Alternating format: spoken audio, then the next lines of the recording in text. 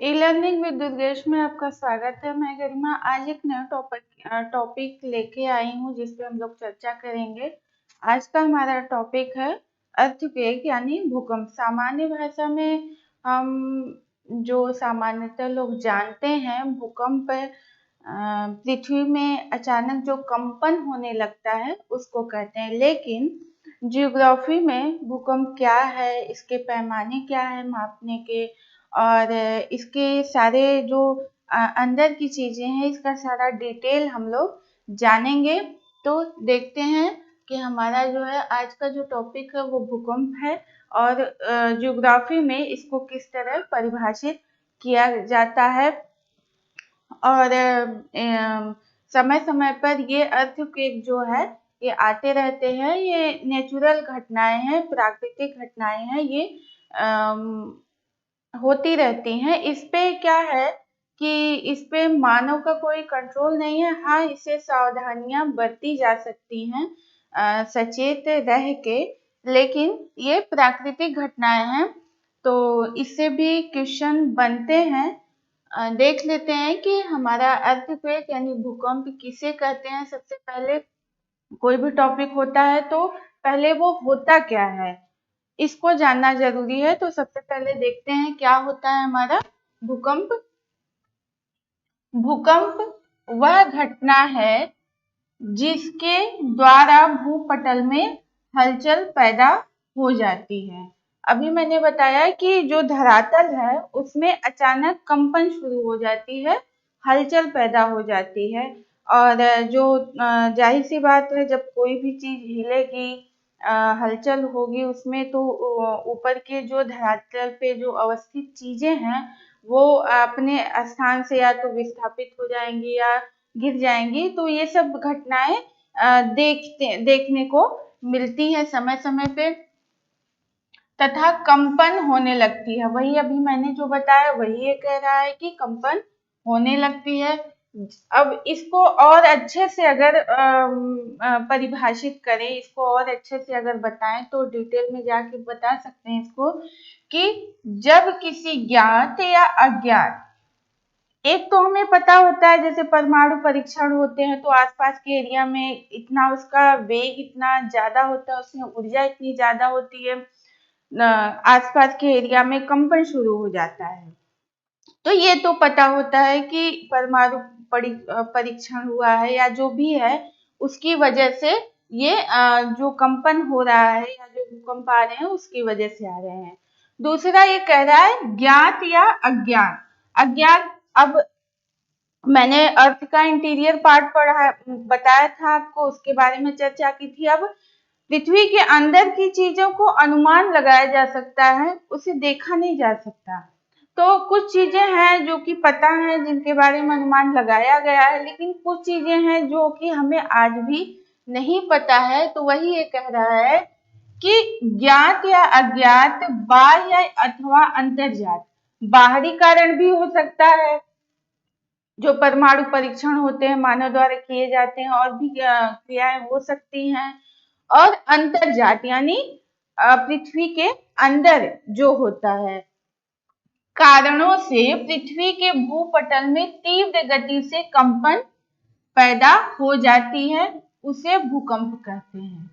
देखिए अब यहाँ पे ये और भी स्पष्ट हो गया। यहाँ पे केवल बताया था कि भूपटल में हलचल शुरू होती है, कंपन पैदा हो जाती है, लेकिन यहाँ पे इसको और डिटेल में बता दिया है कि जब किसी ज्ञात या अज्ञात बाह्य अथवा अंतर्जात कारणों से पृथ्वी के भूपटल में तीव्र गति से कंपन पैदा हो जाती है, उसे भूकंप कहते हैं।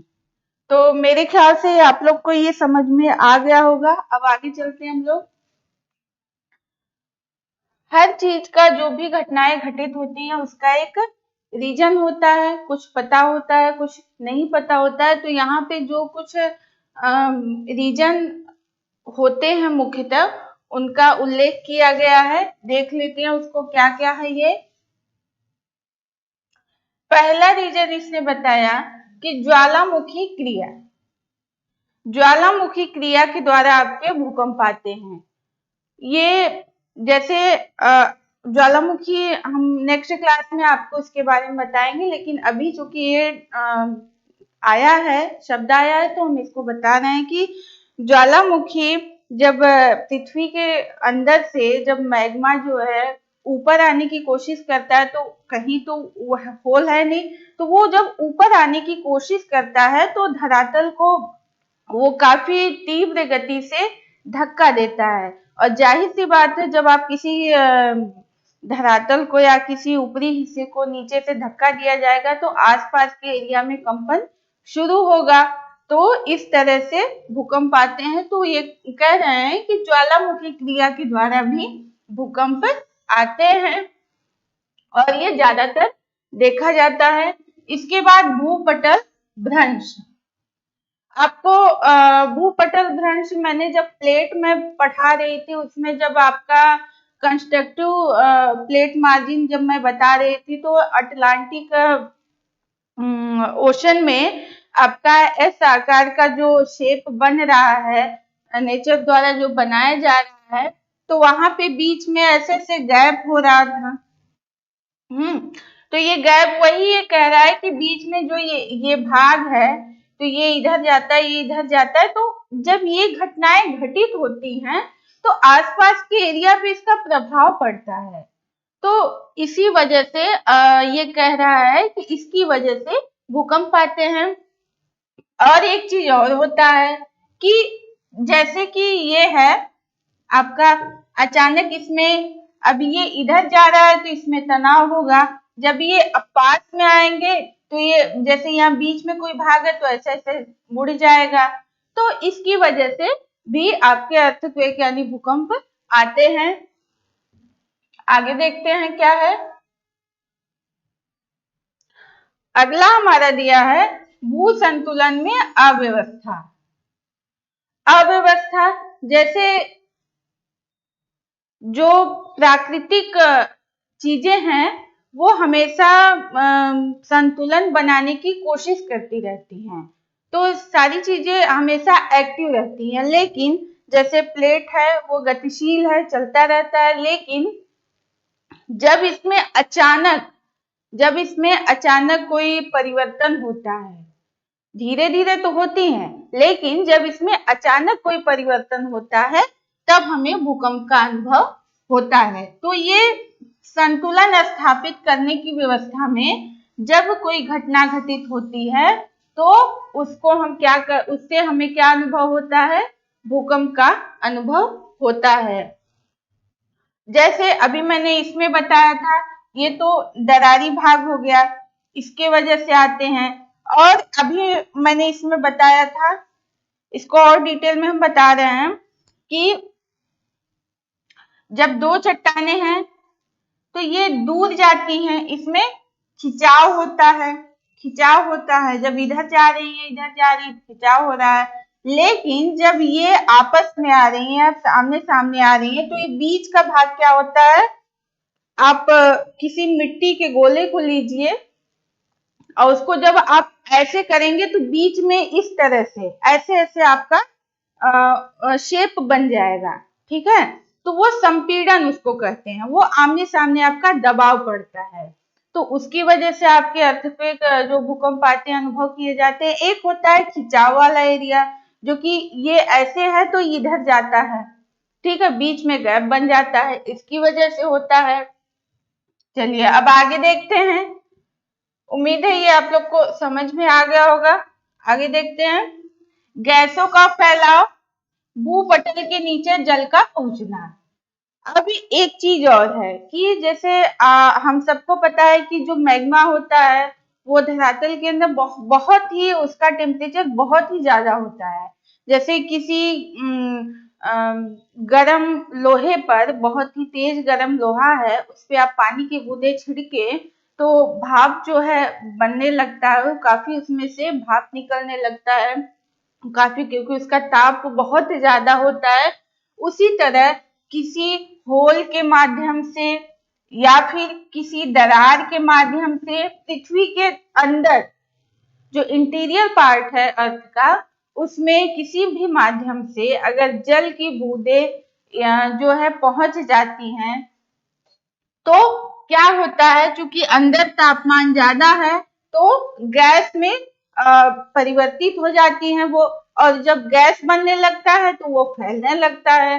फैल के वो क्या है कि वो जो धरातल है उस पर दबाव डालता है, वो बाहर आने की कोशिश करता है। अब ये है, जैसे ये गैस है ऊपर आने की कोशिश कर रही है, जब इस पे ऐसे धक्का करेगा तो ये ऊपर वाला हिस्सा तो हिलेगा ना, कंपन होगा ना।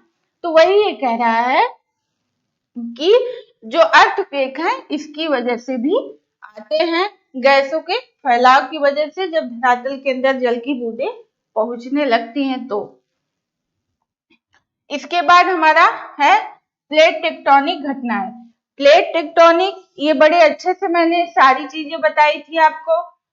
मैंने बताया था क्योंकि ये आपका अर्थक्वेक और ज्वालामुखी डायरेक्ट ये लोग ये सारी क्रियाएं आपस में लिंक हैं, जुड़ी हुई हैं डायरेक्ट रूप से, इसलिए मैंने पहले आपको प्लेट का टॉपिक पढ़ाया था। तो वही ये कह रहा है कि प्लेट टेक्टोनिक घटनाएं, उसमें 3 किनारे होते थे, destructive plate margin, constructive plate margin और कंजर्वेटिव प्लेट मार्जिन। तो वो तीनों जो है वो सीधे तौर पे भूकंप पे प्रभाव डालती हैं। तो उसको आप लोग, मैंने बता दिया था, समझ में आ गया होगा आप लोग को। तो ये सारी चीजें हैं जिसकी वजह से कि हमारे अर्थक्वेक आते हैं। पहला क्या है, ज्वालामुखी की क्रिया, भूपटल भ्रंश, भू संतुलन में अव्यवस्था, यानी अव्यवस्था मतलब उसको व्यवस्थित करने के लिए क्रियाएं होती है, लेकिन जब अचानक होती हैं तो कंपन शुरू हो जाता है। इसके बाद गैसों का फैलाव, भूपटल के नीचे जल की बूंदों का पहुंचना, जिसकी वजह से गैस बनते हैं, उसका फैलाव होता है, वो बाहर आने की कोशिश करती हैं। इसके बाद प्लेट टेक्टोनिक घटनाएं होती हैं जिसकी वजह से धरातल पर भूकंप का अनुभव किया जाता है।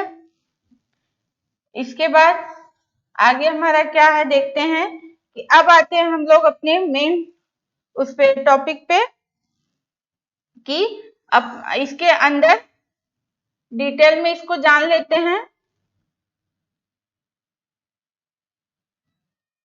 एक मिनट, साथ में रहेगा, आप लोग को ज्यादा समझ में आएगा ये।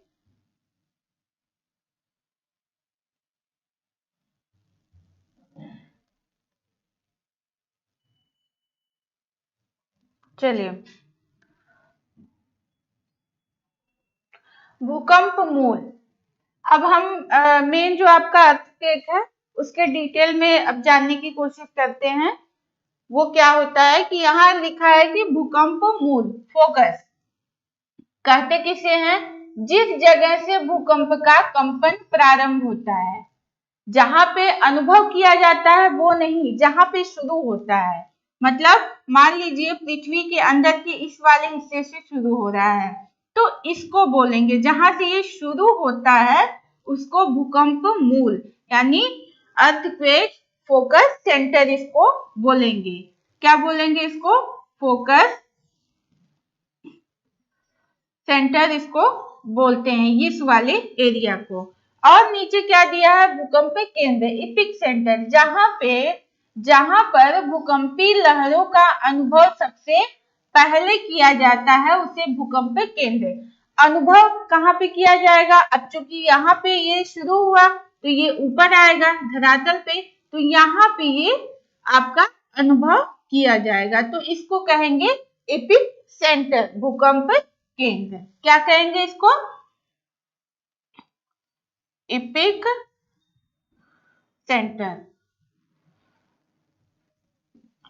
ठीक है, तो जहां से शुरू होता है उसे भूकंप मूल या अर्थक्वेक फोकस सेंटर कहेंगे, और जहां पे अनुभव किया जाता है उसे एपिक सेंटर यानी भूकंप केंद्र बोलते हैं। इसको हम फिगर के साथ आपको बताएंगे, अच्छे से आपको समझ में आ जाएगा। चलिए आगे देखते हैं।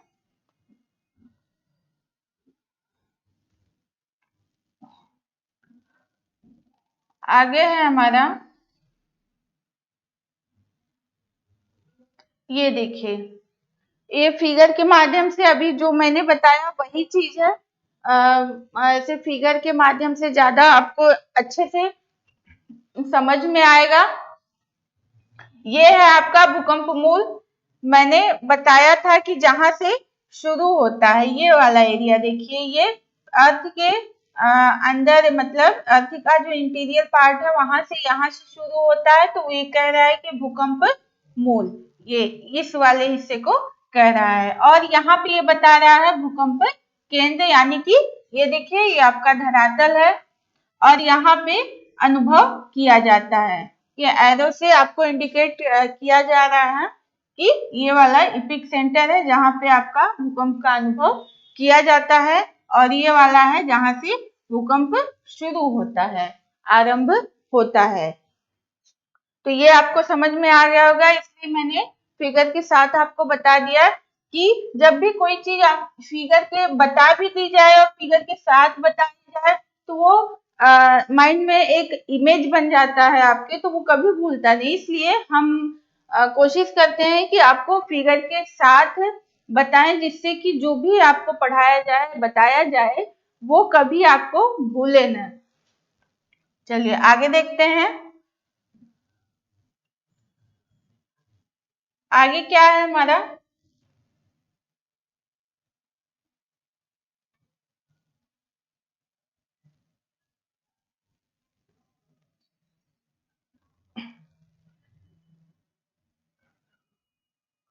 आगे है, अब जो हमारा अर्थक्वेक होता है उसमें कई वेव्स होती हैं, कई वेव्स, लेकिन मुख्यतः जो है जो समय समय पर जो विद्वान हैं वो अध्ययन करते रहते हैं, तो कई वेव्स का पता चला, लेकिन मुख्यतः जो होती हैं वो 3 लहरें होती हैं अर्थ भूकंप में। उसको हम लोग जान लेते हैं क्या होती हैं वो।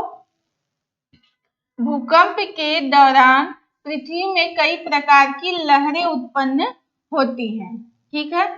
इसके बाद मुख्य रूप से भूकंपी लहरों को 3 श्रेणियों में रखा जाता है, 3 भागों में मुख्य रूप से बांटा जाता है, ठीक है। तो पहला क्या है, प्राथमिक या प्रधान लहरें, प्राइमरी वेव्स और पी वेव्स, या तो इसको प्राइमरी वेव्स कहेंगे या पी वेव्स भी कहते हैं। चलिए देखते हैं कि ये क्या होती हैं। सर्वाधिक वेगवान होती है, यानी कि इसकी गति कितनी होती है, 8 से 14 किलोमीटर पर सेकेंड की स्पीड से ये चलती हैं, और तीनों लहरों में सबसे तेज इनकी गति होती है। इसको आप लोग याद रखिएगा कि तीनों जो वेव्स होती हैं उसमें सबसे ज्यादा गति किसकी होती है, आपकी पी वेव्स की। 8 से 14 किलोमीटर पर सेकेंड की स्पीड इनकी होती है। इसके बाद भूकंप केंद्र पर सबसे पहले पहुंचती हैं, केंद्र यानी एपिक सेंटर पर, जहां पे अनुभव किया जाता है, इस एरिया पर, धरातल पर सबसे पहले ये पहुंचती है।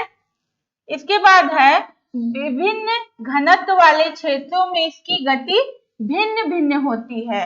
अब यहाँ पे आपको याद आप करिए कि जब मैं आपको अर्थ का इंटीरियर पार्ट बता रही थी, उसके बारे में चर्चा कर रही थी, तो मैंने बताया था कि अर्थ में, धरातल के अंदर जो उसके पार्ट है उनका घनत्व हर जगह एक समान नहीं है, अलग अलग है। वो अब देखा तो नहीं गया है, लेकिन इन लहरों के आधार पे ही यह अनुमान लगाया गया है कि इनका जो घनत्व है वो एक समान नहीं है, क्योंकि ये जो लहरें हैं वो इनकी स्पीड घनत्व के हिसाब से घटती बढ़ती रहती है। इसी आधार पे ये अनुमान लगाया गया कि धरातल के अंदर जो घनत्व है वो हर जगह समान नहीं है।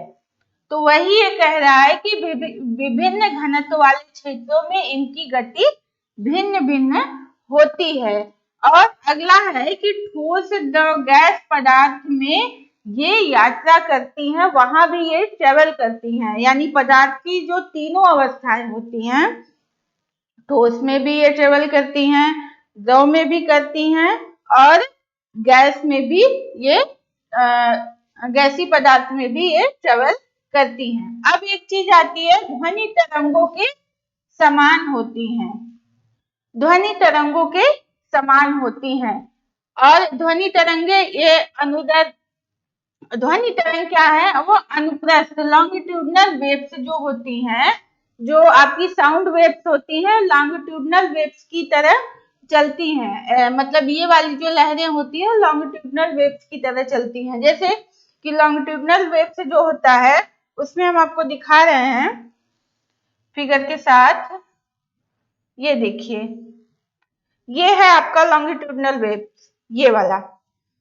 तो वही ये कह रहा है, ये क्या कह रहा है कि जो आपकी पी वेव्स होती हैं, भूकंप लहरों में जो पी वेव्स होती हैं, प्रधान यानी प्राइमरी वेव्स होती हैं, वो जो साउंड वेव्स होता है उस तरह से ये ट्रेवल करती हैं। यानी कि ये ट्रेवल कैसे करती हैं, इस तरह से करती हैं। और इसमें आप देखिए कि ये इनकी जो दिशा है, चलती जो है अपनी दिशा में है, लेकिन इसके जो पार्टिकल हैं, इसके जो अणु हैं, मतलब ये कहीं पे सघन होती हैं, कहीं पे विरल होती हैं। आप देखिए, यहाँ पे दूर दूर है, यहाँ पास पास है, यहाँ दूर दूर है, यहाँ पास पास है।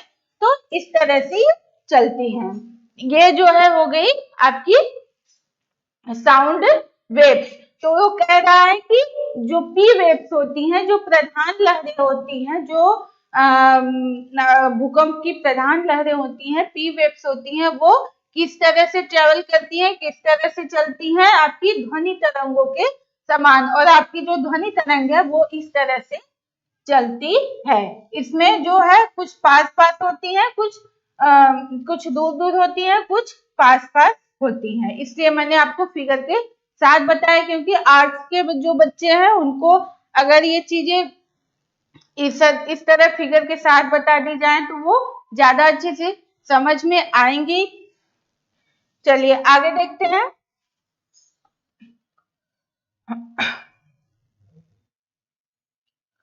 चलिए, ये तो मैंने बता दिया आप लोग को। ये है कि पी वेव्स क्या होती है, इनकी गति कितनी होती है, कहाँ कहाँ पे ये ट्रेवल कर सकती हैं। तो इनकी स्पीड क्या होती है, 8 से 14 किलोमीटर पर सेकंड की स्पीड होती है।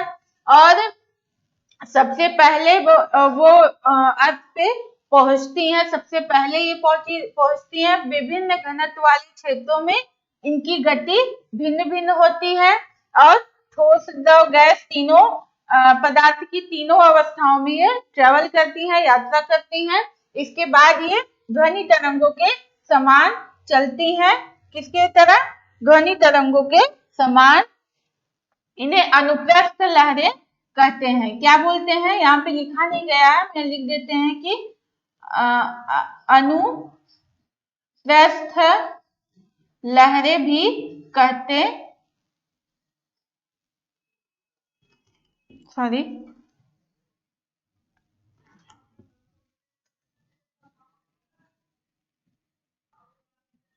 अनुप्रस्थ लहरें भी इनको कहते हैं, जो ध्वनि तरंगे होती हैं। और ये कैसे चलती हैं, कहीं दूर दूर होती हैं, कहीं पास पास होती हैं। साउंड वेव्स की तरह ये जो पी वेव्स है उसी की तरह चलती है। चलिए आगे देखते हैं हम।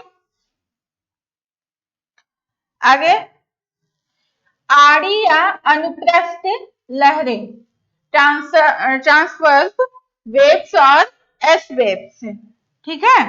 ये है अनुप्रस्थ लहरें। ये है अनुदैर्ध्य, सॉरी वो जो था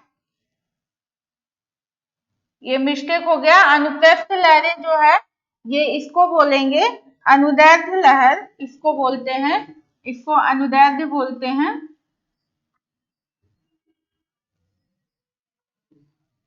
दैर्ध्य,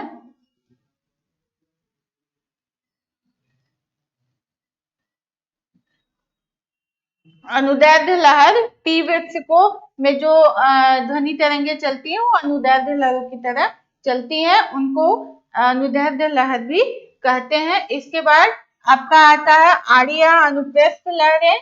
ये जो है आपका कैसे चलती हैं इसको हम लोग आगे देखते हैं। ये चलती हैं, ये लहरें जल के तरंग या प्रकाश तरंग के समान चलती हैं। अणुओं की गति लहर के समकोण पर होती है। अणुओं की गति लहर के समकोण पर होती है। अब इसको आप लोग यहाँ पे समझ लीजिए।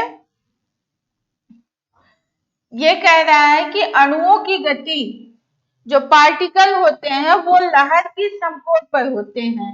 अब ये कैसे चलते हैं? जो आपके चुंबकीय लहरें होती हैं सेम उसी तरह ये चलते हैं। चलिए देखते हैं, फिगर के साथ इसको समझ लेते हैं हम लोग। ये देखिए, लॉन्गिट्यूडनल मैंने बता दिया था, ये अनुप्रस्थ वाला देखिए ये इस तरह चलती हैं। ये देख रहे हैं आप लोग, ये इस तरह से चलती हैं। ये बीच आप में आपका ये है, ठीक है, ये इस तरह से, ठीक है। अब देखिए यहाँ पे ये समकोण से चलती है कि ये ऊपर जाती है नीचे आती है। ऊपर चलती एक दिशा में है, चलेंगी एक दिशा में, लेकिन ये ऊपर जाती है नीचे आती है, ऊपर जाती है नीचे आती है, ऊपर जाती है नीचे आती है। तो आपका जो एस वेव्स है, जो ट्रांसवर्स वेव्स है, दूसरा वाला जो भूकंपी लहर है, वो आपका इस तरह से ट्रेवल करता है। यानी जो आपका चुंबकीय लहरें जिस तरह से चलती हैं उसी तरह से ये जो वेव्स होती है ये चलती है। चलिए, फिगर के साथ मैंने आपको इसको भी बता दिया जिससे कि आपको समझ में आ जाए। चलिए, तो अब आगे देखते हैं कि एस वेव्स में सेकेंडरी वेव्स क्या है। चलिए, ये है, अब तो ये तो मैंने बता दिया कि अणुओं की गति लहर के समकोण पर होती है, इस तरह से होती है, ऐसे ऐसे ऐसे ऐसे चलती हैं। ये इस दिशा में अगर जा रही है तो ये ऊपर नीचे, इसकी जो पार्टिकल है ये ऊपर नीचे चलेंगे। इनको अनुप्रस्थ लहरें ट्रांसवर्स वेव्स से कहते हैं। सेकेंडरी वेव्स है, यानी द्वितीय नंबर की ये जो वेव्स है वो पी वेव्स के बाद आती है, इसलिए इसको द्वितीय वेव्स यानी गौड़ लहरें या द्वितीय लहरें कहते हैं। चलिए आगे देखते हैं क्या है इसमें और। इन्हें द्वितीय या गौड़ सॉरी सेकेंडरी वेव्स भी कहते हैं, क्योंकि ये प्राथमिक लहरों के बाद आती हैं या प्रकट होती हैं। प्राथमिक लहरों के बाद आती है, इसलिए इनको सेकेंडरी वेव्स कहते हैं। इनकी गति 4 से 6 किलोमीटर पर सेकेंड होती है। इनकी स्पीड क्या होती है? 4 से 6 किलोमीटर पर सेकेंड होती है। और जो पी वेव्स है उसकी जो स्पीड होती है 14 से सॉरी आपका ये जो पी वेव्स है इसकी स्पीड आप लोग देख लीजिए, इसकी स्पीड जो होती है ये 8 से 14 किलोमीटर पर सेकेंड होती है। चलिए आगे देखते हैं।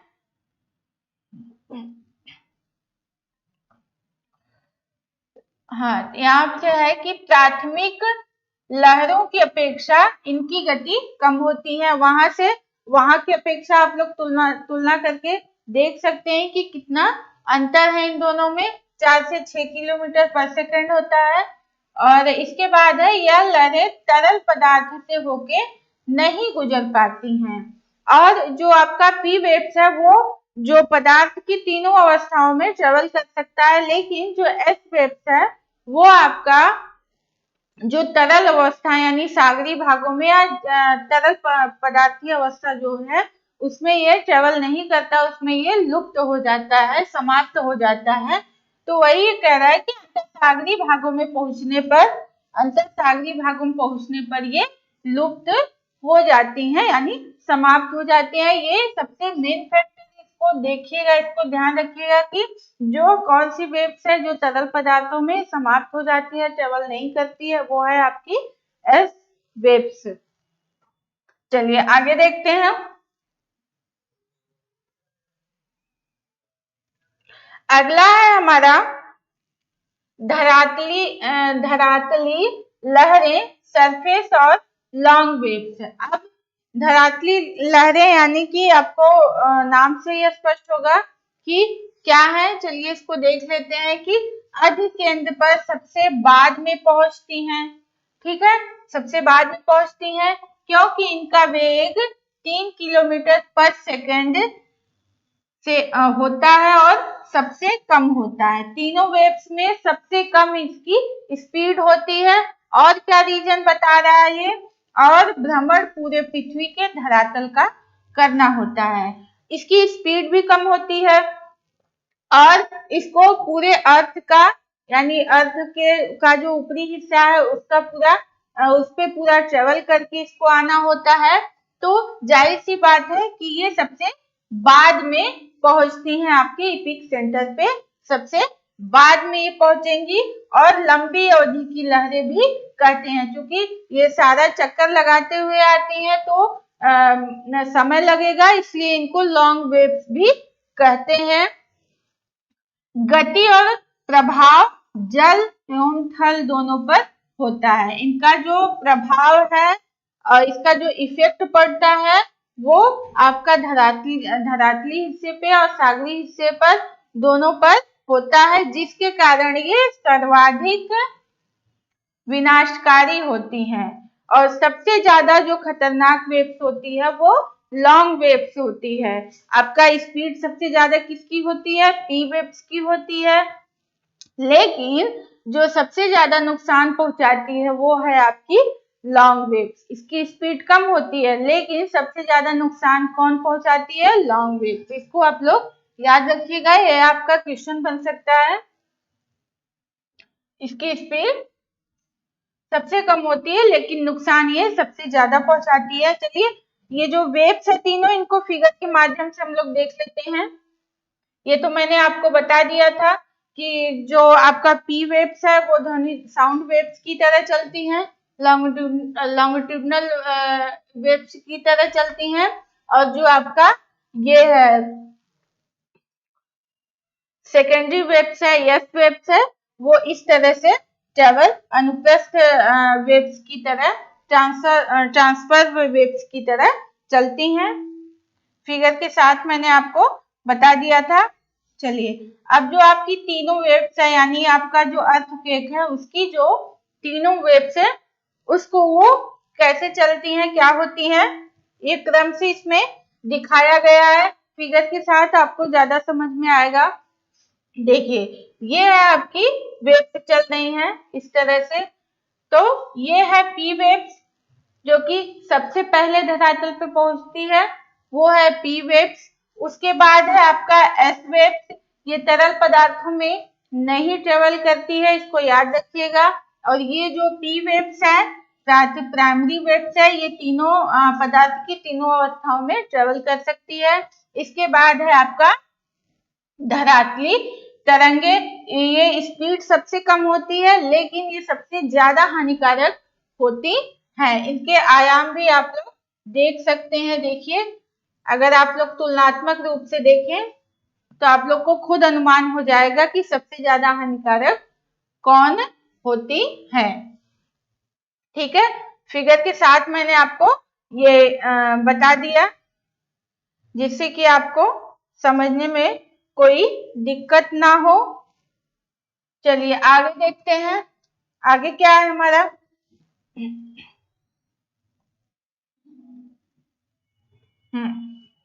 आगे है कि हम लोग ये तो जान लिए कि आपका अर्थक्वेक में कितनी वेव्स होती हैं, किन वेव्स की स्पीड कितनी होती है, ये सब हम लोग जान लिए हैं।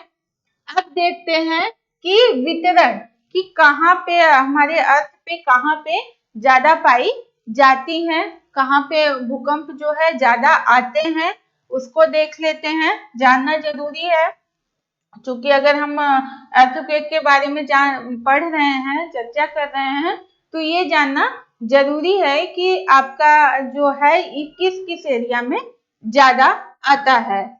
चलिए देखते हैं।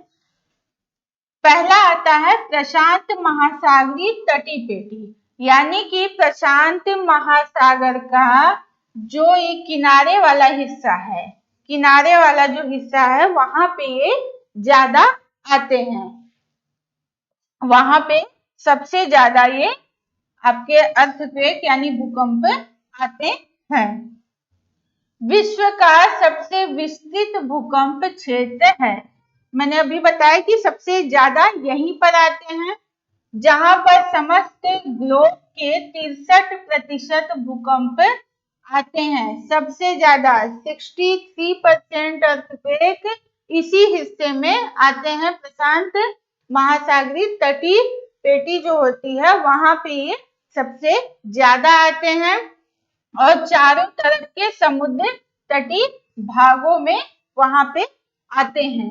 इसके बाद दूसरा जो आता है मध्य महाद्वीपीय पेटी, इसमें क्या है, नवीन वलित पर्वतों के सहारे, यानी कि नवीन, इससे आपको स्पष्ट है, नया, वलित इस तरह से ऐसे मुड़ा हुआ जो होता है, माउंटेन रेंज होते हैं, इस तरह से जो नए होते हैं माउंटेन रेंज जो नए बने होते हैं और जो आगे भी उनका विस्तार होता रहता है, उसको ये कह रहा है कि नवीन वलित पर्वतों के सहारे पूरब से पश्चिम पिरेनीज, आल्प्स, काकेकस और हिमालय म्यांमार की पहाड़ियों के सहारे पूरब से पश्चिम की तरफ चलती है ये पेटी, इन्हीं के सहारे आपके अर्थक्वेक आते हैं। और जो हिमालय रेंज है वो आपका इसी पेटी में आता है, मध्य महाद्वीपीय पेटी में आता है। तो हमारा जो हिमालय रेंज में जो अर्थक्वेक आते हैं वो इस हिस्से में आते हैं। और विश्व के 21% भूकंप आते हैं, 21% जो अर्थक्वेक आते हैं इसी हिस्से में आते हैं। इसकी एक शाखा अंध महासागरीय तट पर, अंध महासागरीय आपका अटलांटिक महासागर को अंध महासागर भी कहते हैं, इसको याद रखिएगा कि अटलांटिक महासागर को अंध महासागर भी कहते हैं। तो यहाँ पे ये बता रहे हैं कि इसकी एक शाखा अंध महासागरीय तट पर और दूसरी शाखा जॉर्डन घाटी से होती हुई पूर्वी अफ्रीका के भ्रंश घाटी क्षेत्र तक फैली है। अब आपके दिमाग में होगा कि ये जॉर्डन की भ्रंश घाटी से होती हुई पूर्वी अफ्रीका की भ्रंश घाटी क्या है, अभी इसको फिगर में हम क्लियर कर देंगे, फिगर में जब आपको दिखाएंगे तो समझ में आ जाएगा। इसको यहाँ पे आप लोग जान लीजिए। चलिए आगे देखते हैं, थर्ड जो है हमारा वो कौन सा है,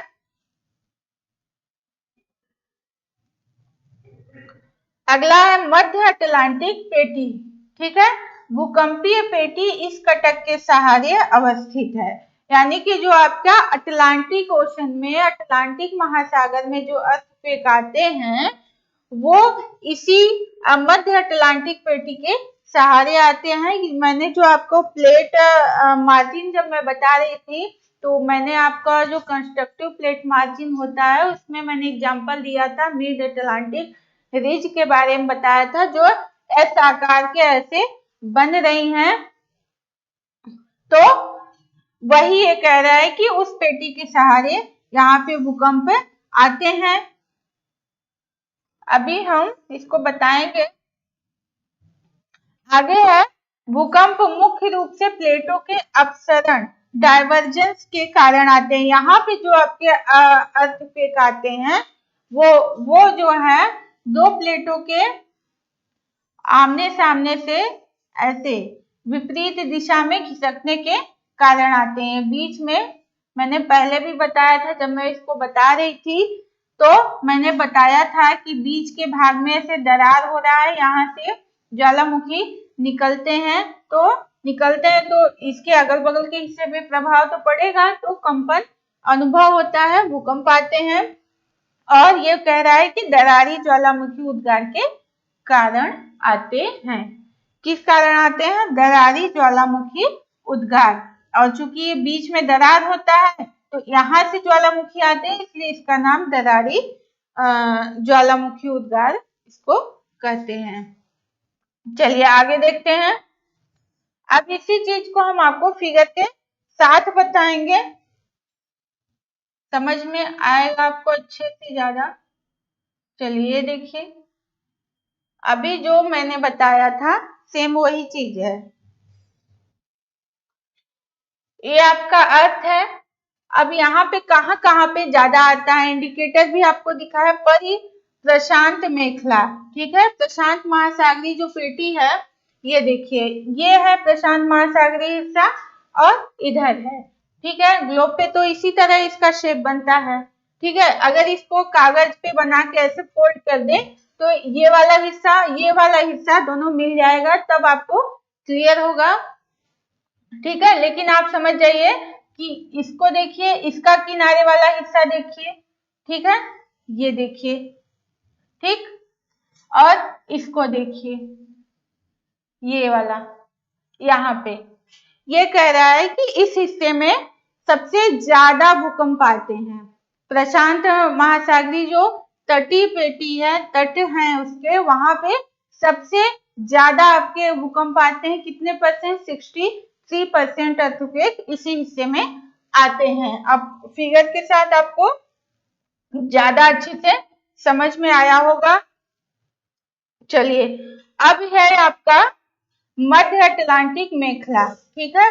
अभी मैंने बताया मध्य अटलांटिक मेखला, लेकिन पहले, ये तो लास्ट में आएगा, पहले इसको देख लेते हैं। मध्य महाद्वीपीय पेटी, ये देखिए, ये है, ये जो इंडिकेटर बना है, ये वाला हिस्सा, ये यहाँ पे बताया था नवीन वलित पर्वत। यहाँ पे देखिए, ये है आपका हिमालय रेंज, इधर आपका पिरेनीज, आल्प्स, ये सारे माउंटेन आपको मिलेंगे। उसमें बताया था, जब अभी मैं बता रही थी, उसमें अंध महासागरीय एक शाखा जो है अटलांटिक महासागर में जाती है, और एक बता रहा था कि जॉर्डन, यहाँ से जॉर्डन, ये है भ्रंश घाटी, अफ्रीका की भ्रंश घाटी है। भ्रंश घाटी इसको इसलिए कह रहे हैं कि ये अफ्रीका के बीच वाले हिस्से से यहाँ पे दरार जैसा बन रहा है, तो इधर वाला हिस्सा अलग हो रहा है। जैसे आपका मेडागास्कर बहुत पहले अलग हो गया था दरार के द्वारा, उसी तरह आपका यहाँ पे दरार घाटी, भ्रंश घाटी बन रही है। यानी कि कुछ समय बाद जो है, आने वाले समय में, ये अफ्रीका का जो ये वाला हिस्सा है, ये एकदम अफ्रीका महाद्वीप से अलग हो जाएगा। तो यहाँ वो दूसरा टॉपिक हो जाएगा, लेकिन यहाँ पे ये समझने के लिए जान लीजिए कि यहाँ से आपका ये जॉर्डन वाला एरिया, यहाँ से ये भ्रंश घाटी जो है यहाँ तक आती है। तो इसके सहारे आपके, इस हिस्से के सहारे आपके भूकंप सबसे ज्यादा इसमें पाए जाते हैं, 21%। कितने परसेंट? 21%। और प्रशांत महासागरीय में हिस्से में 63% होते हैं। इसको याद रखिएगा। इसके बाद आपका लास्ट आता है मध्य अटलांटिक मेखला। ये देखिए, यस आकार का मैंने उस दिन आपको बताया था, ठीक है। ये है यहाँ पे जो है आपका कंस्ट्रक्टिव प्लेट मार्जिन जो है वो होता है, जिसकी वजह से यहाँ पे अर्थक्वेक आते हैं। यानी कि दो प्लेटें विपरीत दिशा में खिसकती हैं, ठीक है। तो ये वाला हिस्सा इस तरह से ये शेप यहाँ पे धरातल बन रहा है, ठीक है। तो इस वाले हिस्से में इसके सहारे आपके अर्थक्वेक आते हैं, और बाकी ये छोटे छोटे एरिया है जहाँ पे आते रहते हैं, ठीक है। चलिए, अब आगे देखते हैं। आगे देखते हैं क्या है। अब थोड़ा इंडिया की डिफरेंस में देख लेते हैं, ठीक है। भारत में भूकंपी स्थिति, ठीक है। पहले जो है भारत को 5 भूकंपी जोन में जोखिम के आधार पे जो बांटे गए थे, 5 क्षेत्रों में बांटा गया था, लेकिन अब उसको 4 भागों में कर दिया गया है। वो कौन कौन से हैं देख लेते हैं। क्षति जोखिम के आधार पर भारत को 4 प्रमुख मंडलों में विभाजित किया गया है। ठीक है, 4 मंडल हैं। कौन से? सबसे पहले न्यून क्षति जोखिम, यानी कि जहाँ पे सबसे कम जो है नुकसान होता है, वो वाला जो एरिया है वो कौन सा है? पंजाब का एरिया है कुछ, हरियाणा का, उत्तर प्रदेश दक्षिणी क्षेत्र, उत्तर प्रदेश का दक्षिणी क्षेत्र, पूर्वी राजस्थान, और भी इसमें और भी हिस्से हैं, ये एरिया आता है। इसके बाद सामान्य जोखिम क्षेत्र आता है, दक्षिणी पूर्वी राजस्थान, मध्य प्रदेश, महाराष्ट्र, कर्नाटक, दक्षिणी बिहार, ये वाला एरिया आता है जहाँ पे सामान्य नुकसान होते हैं भूकंप से। इसके बाद आता है उच्च क्षति जोखिम क्षेत्र, जहाँ पे इसकी तुलना में ज्यादा नुकसान होता है। कौन से हैं? जम्मू कश्मीर, हिमाचल प्रदेश, दिल्ली और उत्तरी बिहार का हिस्सा आता है, जहाँ पे नुकसान भूकंप आने से ज्यादा होता है। इसके बाद अत्यधिक जोखिम क्षेत्र, इसमें आएगा आपका जम्मू कश्मीर, उत्तरांचल, हिमाचल प्रदेश, गुजरात का कच्छ वाला एरिया, और भी हिस्से इसमें आएंगे। इसमें जो लास्ट वाला है, इसमें आपका जो हिमालयन रेंज है पूरा, वो पूरा वाला हिस्सा आएगा, जहां पे भी कि जहां पे सबसे ज्यादा अर्थक्वेक यानी भूकंप आते हैं। और हमारी हिमालयन रेंज में भूकंप ज्यादा क्यों आते हैं? कि मैंने आपको जब मैं प्लेट पढ़ा रही थी, बता रही थी, तो उसमें मैंने आपको सारे प्लेट के बारे में बताया था, छोटी बड़ी प्लेटों के बारे में बताया था, तो उसमें यूरेशियन और इंडियन प्लेट के भी बारे में बताया था। तो हो क्या रहा है कि जो आपका यूरेशियन प्लेट है और उसके नीचे इंडियन प्लेट धंसती जा रही है। ठीक है, ये यूरेशियन प्लेट है, ये इंडियन प्लेट है, तो वो उसके नीचे धंसती जा रही है। अब प्रश्न ये उठता है, चूंकि धंसेगी तो कंपन शुरू होगा, और कंपन होगा तो भूकंप का अनुभव किया जाएगा। तो यही ये कह रहा है। और इसके बाद चूंकि हिमालय में ही क्यों आते हैं? इसलिए क्योंकि जो आपका यूरेशियन प्लेट का हिस्सा है और जो आपका इंडियन प्लेट है, इसका जो मोशन जोन है, यानी जो गति मंडल है, संचलन मंडल है, वो आपका हिमालयन रेंज ही है, हिमालयन रेंज ही है। इसीलिए हिमालय यहाँ पे सबसे ज्यादा भूकंप आते हैं, यानी कि ये यहाँ जहाँ पे इंडियन प्लेट यूरेशियन प्लेट के नीचे जा रही है, यहाँ पे अगर ये जा रही है तो ये जो बीच वाला हिस्सा है, यहाँ पे आपका हिमालय पर्वत यानी हिमालय पर्वत की जो श्रेणियां हैं वहां पे अवस्थित है। क्योंकि यहाँ पे आ रहा है, मोशन जोन है, तो यहाँ पे ज्यादा प्रभाव होगा, तो इसीलिए यहाँ पे आते हैं। चलिए इसको हम मैप के साथ देख लेते हैं। चलिए ये देखिए,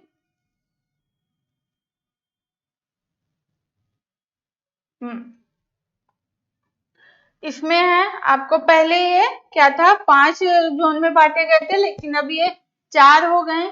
ये वाला हिस्सा देखिए, इस हिस्से में ये सबसे ज्यादा जोखिम वाले एरिया है, जो ये रेड जोन है, ये वाला हिस्सा देखिए।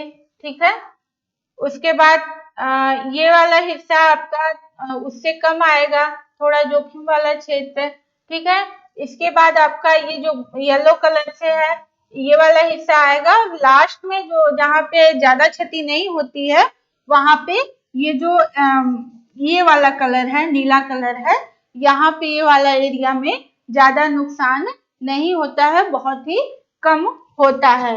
तो मैंने फिगर के साथ इसको बता दिया। इसमें अभी जो मैं प्लेट के बारे में बता रही थी, इसमें देख लीजिए आप लोग, ये देखिए, ये देखिए, ये है आपका ये वाला हिस्सा है ना, सॉरी, ये है। तो यहाँ पे आपका है हिमालयन माउंटेन रेंज, और यहाँ पे है आपका इधर जो है यूरेशियन प्लेट का हिस्सा है, बीच में ये मोशन जोन है, तो ये इंडियन प्लेट है, इसी के नीचे ये जा रही है। ठीक है, शेपर हो रहा है, सबडक्शन हो रहा है, जिसकी वजह से ये यहाँ पे अर्थक्वेक आते हैं। चलिए, ये समझ में आ गया होगा आपको। आगे देखते हैं क्या है हमारा। इसी से संबंधित एक टॉपिक है सुनामी, और ये डायरेक्ट अर्थक्वेक से जुड़ी हुई है। और वही होता है जो धरातल पे भूकंप आते हैं, वो तो सामान्य भूकंप कहे जाते हैं, लेकिन जो आपके सागरी भूकंप होते हैं तो उनको सुनामी कहा जाता है। कैसे कि जो धरातल के अंदर भूकंप आते हैं वो क्या होते हैं कि उसमें जो वेव्स होती हैं वो लहर पानी को ऊपर उठा देती हैं, वो लहरों के रूप में ऊपर उठ जाता है, इतना वेग होता है उनमें। वो लहरें जो है तटीय किनारों पे आती हैं और बहुत ज्यादा प्रभावित करती हैं। चलिए देखते हैं कि ये क्या होती है सुनामी। ठीक है, इसे क्या कैसे होता है ये। अंतर सागरीय भूकंपों द्वारा सुनामी लहरों की उत्पत्ति होती है। तो सागर के अंदर भी धरातली क्षेत्र है, मतलब वहां भी उसकी तली है। तो वहां पे सागर के अंदर जो भूकंप आते हैं तो उसकी वजह से सुनामी लहरें उत्पन्न होती हैं। इसको आगे देखते हैं। सागर तली में अचानक परिवर्तन तथा अव्यवस्था के कारण सागरी जल में विस्थापन हो जाने से सुनामी लहरों का आविर्भाव होता है। सागरी तली में अचानक परिवर्तन सेम वही चीज है जैसे आपके धरातल के ऊपर आपका जो प्लेट है या फिर दो धरातली भाग है आपस में टकराए या दूर हुए, कुछ भी हो सकता है। तो सेम उसी तरह, या फिर जल की जो है आपका पानी या जल की बूंदें अंदर चली जाए उसकी वजह से कोई भी रीजन हो सकता है। तो वही ये कह रहा है कि सागर तली में अचानक परिवर्तन तथा अव्यवस्था के कारण सागरी जल में विस्थापन हो जाता है। तो इसकी वजह से जो भूकंप होते हैं तो धरातल पे तो पानी अनुपस्थित है, तो वहां पे लहरें उत्पन्न होना तो वो ही नहीं है। तो यहाँ पे क्योंकि सागर के अंदर आता है तो इसलिए वो जो जल होता है वो उसमें ऊर्जा बहुत होती है, तो वो उस तीव्र गति से ऊपर की तरफ ऐसे चलता है, लहरों के काफी बड़ी बड़ी लहरों के रूप में चलता है, वो आगे की तरफ बढ़ता है और जो तटीय किनारे होते हैं उनको बहुत ही ज्यादा क्षति पहुंचाता है। ठीक है, चलिए अब आगे देखते हैं। तो ये हो गया आपका सुनामी। अब दो बहुत ही सुनामी आई थी, ऐसे बहुत से हैं लेकिन दो बहुत इंपॉर्टेंट है जो कि जिसमें काफी नुकसान हुआ। वो है पहला इसमें सुमात्रा सुनामी। ये है इंडोनेशिया का एक बहुत ही प्रमुख एक द्वीप है सुमात्रा, वहां पे ये आया था 2004 में और इसका परिमाण रिक्टर स्केल होता है। जो अर्थक्वेक आते हैं उसको मापा जाता है रिक्टर स्केल पर। वो उसका स्केल पे कितने होते हैं, 1 से 9 तक होते हैं। इसको 1935 में एफ रिक्टर ने बनाया था, इसका निर्माण किया था, इन्हीं के नाम पे इसको जो है रिक्टर नाम दिया गया है। 1935 में ये बनाया गया था। ठीक है, और 1 से 9 तक ये होता है। चलिए अब आगे देखते हैं। तो यहाँ पे जो आपका ये आया था भूकंप जिसकी वजह से सुनामी आई थी, वो पैमाना कितना था, 9.1 परिमाण का इस वहां पे भूकंप आया था।